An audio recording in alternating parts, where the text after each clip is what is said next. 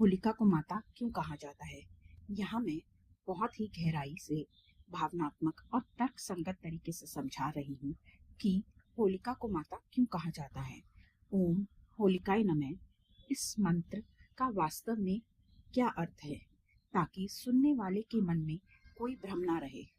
होलिका को माता क्यों कहा जाता है, यह सबसे महत्वपूर्ण प्रश्न है। सबसे पहले एक सच्चाई समझिए। होलिका कोई देवी नहीं थी, वह एक पौराणिक पात्र थी जिसका अंत अग्नि में हुआ था। तो फिर सवाल उठता है, जिसका अंत बुरा हुआ उसे माता क्यों कहते हैं? उत्तर सनातन दर्शन में छिपा हुआ है। सनातन धर्म में माता शब्द सिर्फ जन्म देने वाली स्त्री के लिए नहीं होता।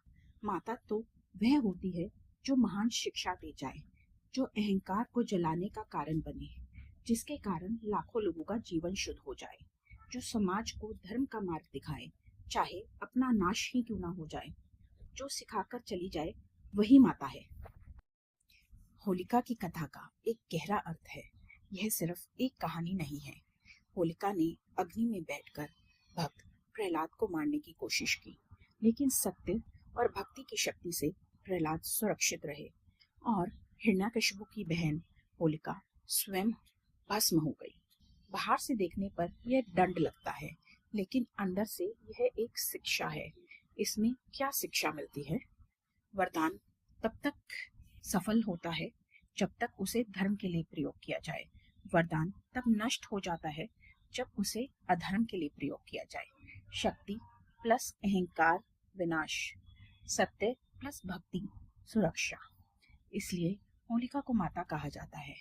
उनके दहन से समाज को यह सीख मिली, अहंकार जलाएगा ही। उनके कारण धर्म की विजय स्थायी रूप से स्थापित हुई।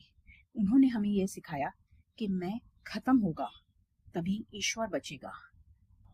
जिसकी मृत्यु भी समाज को शुद्ध कर दे, वह माता कहलाने की योग्य ही है।